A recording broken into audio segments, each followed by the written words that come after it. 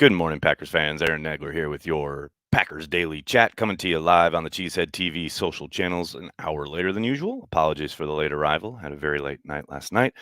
Trying to get another DJ gig here in New York City. Means late night for DJ Dad. But it's Friday. We're here to talk some Packers as we do each and every day, Monday through Friday, here at Cheesehead TV, because that's what we do. We're devoted to Green Bay Packers fans worldwide. Good to see everybody in the comments section. Before I get going, I do want to give a shout out. Bit of a sad day in Packer Twitter fandom. I know many of you interacted with Neil or Niebles on Twitter. Never met the man, but did know him through Twitter, and I know how much he was beloved by the Packers Twitter community. So, sending all my very heartfelt condolences to his family. If you have a moment, I know his wife is reading the replies on the tweet announcing his passing. So, just wanted to acknowledge it. Like I said, I know a lot of you here probably interact with him on or interacted with him on Twitter. So, rest in peace to Niebles. Good morning, everybody. Good to see everyone. Oh, of course, all the regulars are here. We got Joey in the house. New York Cheesehead. Carl is here. Big B is here. What's up, Big B? How you doing? Good to see you. Dennis, good morning. Brandy, hello.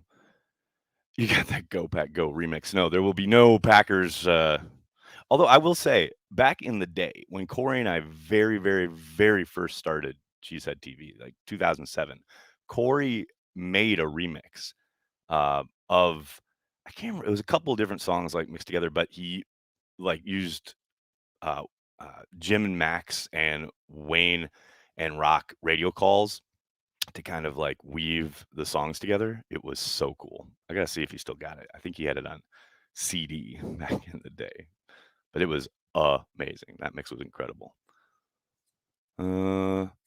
Matt, Aaron, I would love to have some of your DJ Dad playlists. You can find it on Spotify. I've got a bunch that are what do you call it? Public. So I'll put the link to it in the what do you call it? The description of this video when I'm done. Nags burning the candle from both ends. Yeah, Gary, it's it's last night. It was late. It was a late night last night, no doubt about it. J Rock is catching me on his lunch. Well, hello, good morning. I'm just rising and shining myself and having coffee and breakfast. Uh, Celebrating being off work, catching Nags live, and now halfway to 96. Priceless, by the way. The Bears still suck. Married guy, you said that pretty succinctly and pretty perfectly. Well done.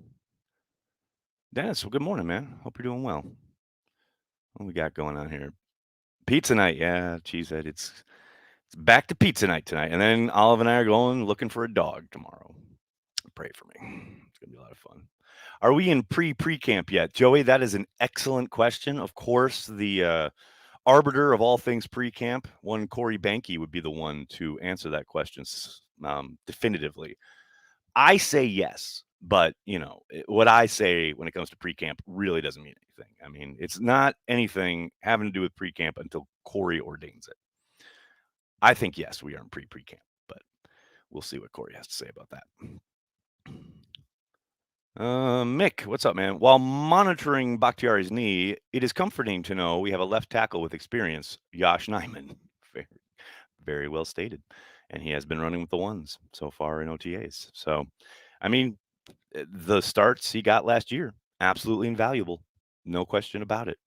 I mean, the experience that he gathered last year, whatever happens with Bakhtiari, his ability to slide out there, slide in there and play as a starter in the Packers offense, keep Aaron Rodgers upright, invaluable stuff, no doubt about it. Big Daddy Cool Breeze, what's going on, man? Carry the G, WWAGD. What would Aunt Gert do? Ooh, that's a good shirt idea. I like that. What would Aunt Gert do? Man, I gotta see Aunt Gert when I go to training camp this summer. Luke, what's going on, man? Morning, Nags. Who's your favorite Packers running back of all time? You know mine is Amon Green. Whew, that's a really good question. I mean, Amon's up there. I don't know, just because I know and like the guy, probably Ryan Grant. I mean, my favorite to watch, like, I loved watching Ryan, but I loved Edgar Bennett. just because when he came alive, we all know he was such a mutter, such a gamer. It always seemed to be against the Bears too. He would just like go off. But I was there that Halloween night at Soldier Field for the insane monsoon game, and he was incredible that night. But overall, probably Ryan, just because he's a cool dude. But I mean, there are a billion of them, and they're all pretty great. Terrell Middleton says, "Dog, What's so funny is that when anybody asks me about Packers running backs, the very first name I always think of is Brent Fullwood. I don't know why. It just is. I mean, what could have been? New York Cheese said, "I love John Brockington." That's a good one. That's a good one right there. You have said several times on this chat that you expect the Packers to bow out of the playoffs again, but generally praise Matt LaFleur. Can you explain your thinking? Yeah, I think he's a really good coach. I don't understand. There's no dichotomy there. There's tons of really good coaches who lose playoff games. I just think the mix that they have with Matt and Aaron and this team, something's going to happen. It's like, back in the day when McCarthy was the coach. I would always pencil him in for a 12-4 record and then move it to 11-5 because I knew at one point during the season McCarthy would fuck something up. Dennis Green was an amazing NFL coach, and he always bowed out in the playoffs. Now, do I think Matt can win the Super Bowl? Yeah, of course I do. Absolutely. But I just think this quarterback, this coach, this team, they're never going to have a better opportunity than they had the last 2 years. And they couldn't do it then. Could they go on the road as like wild cards or something? Sure, yeah, possibly. I don't see anything in the way the division sets up to think that they're going to be anything other than division champs and get home playoff games. Hasn't worked out too well for them. That's my thinking. But yeah, Matt's a really good coach. I don't think that's controversial in any way, shape, or form. Nicholas, what's up, man? If we decline Love's fifth-year option and 12 decides to retire after 2 seasons, should we expect Love to agree on a new deal to start year 5? No. I mean, I think there's a lot to play out there. Possibly the Packers would sign him to, an extension or a 1-year deal or something like that. But I don't think Jordan or his agent are going to want to mess with that. I think they would probably want to move on if they don't get that 5th-year option. But yeah, there's a lot of pieces that need to fall in place there. I'm sure the Packers would entertain it, would like to have it happen, but I mean, I can't imagine Jordan and his agent would want to stick around. But we'll see. Marshall, what's up, man? Knock on wood.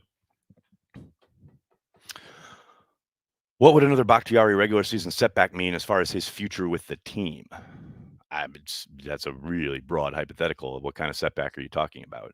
In regards to if it's still the fluid issue, I got to suspect that that's something that they've been privy to and dealing with the entirety of, the rehab. Would they probably approach him about some kind of restructuring or pay cut? It's possible. But man, I don't want. Let's get to training camp. All right, let's get Dave on the field. As he said in the piece that I did the end of last season, talking to Doc McKenzie, McKenzie said, "We want you for 3 years, not 3 games." It's clear they're always going to take a long-term approach, a conservative approach. We know that. Everybody knows that except for Martellus Bennett. So I'm waiting until camp to see what's going on there. Lambeau home field advantage ain't what it was anymore. Let's go on the road and win it all. I mean, going on the road is no guarantee of anything. But yeah, man, that Lambeau mystique is dead and buried. I mean, that game last year, that should have been the game, man. That should have been a statement. And they just shrank from the moment. Brandy, Nags, will there ever be a Mike Sherman era coaching staff assembled again? So much talent. Doubtful. Although Ed Donatell's still out there kicking around. I think he's with the Vikings now, actually, which is kind of crazy. Craig, what's going on, man? Purely based on paper, rank this D against the other 31. We top 10? No, this isn't a fantasy question. Thanks for the content. You rock. Thanks, Craig. Very nice of you to say. I mean, yeah, I think on paper they're a top 10 defense. I don't think there's any question like that about that. They finished what 13th overall and points allowed last year, and they've added some key pieces. Obviously, brought back Rasul, brought back Devondre. Got to like what they've added in the draft. I think John Reed is a really smart signing. Yeah, they're top 10 in my eyes, but again, like you say, it's on paper. It doesn't mean a whole lot. But the potential is definitely there. And hell, look, if everything goes according to plan, which it never does, but if on paper the way things work, the way they're hoping, as far as bringing along the rookies and having these things gel, guys learning, second year in the system, etc. Man, they could be top 5. I don't think there's any. I don't think that's an outlandish statement. I know it feels weird to talk about the Packers and defense and top 5 all in the same sentence, but yeah, it's the potential is there, but that's all it is. They've got to do the work.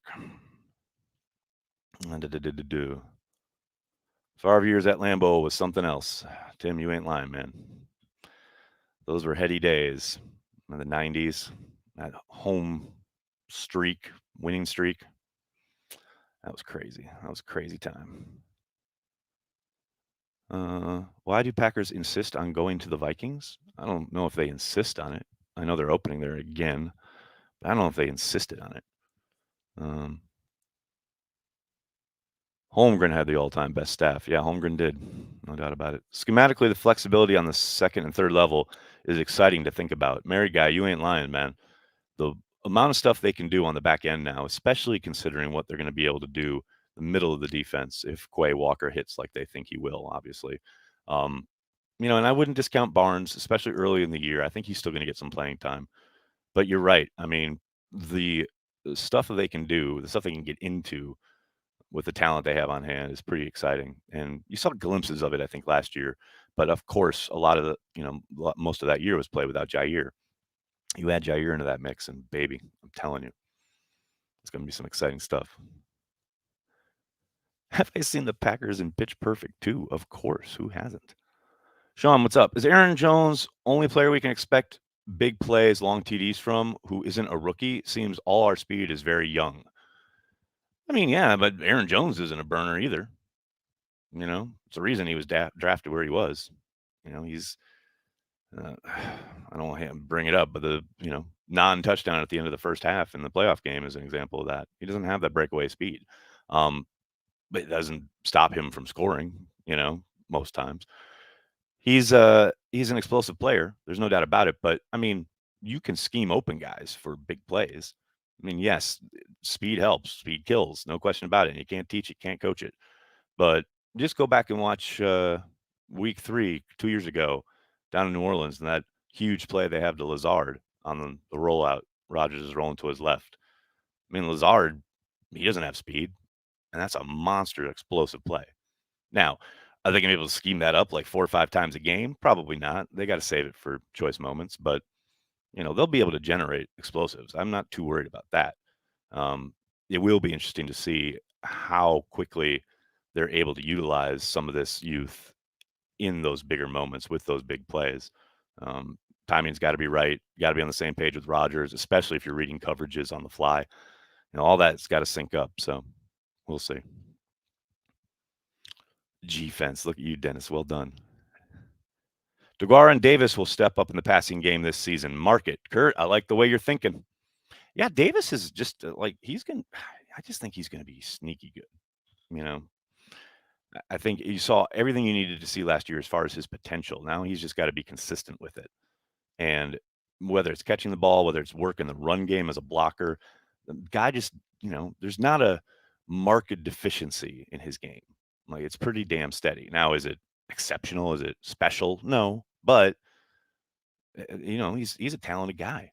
And I think if he gets on the field more and is given more opportunities, he's going to come through. And that's the key, right? Is just being consistent, making the most of those opportunities so you get more opportunities. And I think he will. Now, DeGuara, yeah, he has all the potential in the world. He has got to put it together this year. And I know it's there was the drop in the playoffs everyone points to, but he made a number of plays last year where you can see the potential.